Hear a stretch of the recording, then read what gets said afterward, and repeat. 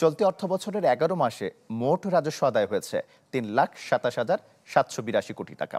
জাতীয় রাজস্ব board NBR সূত্র এই তথ্য জানিয়েছে।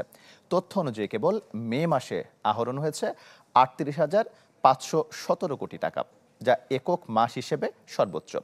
যদিও মে মাসে আদায়ের লক্ষ্য ছিল ৩৫,৭২৭ কোটি টাকা, সে তুলনায় আদায়ের হার প্রায় ১০৮%।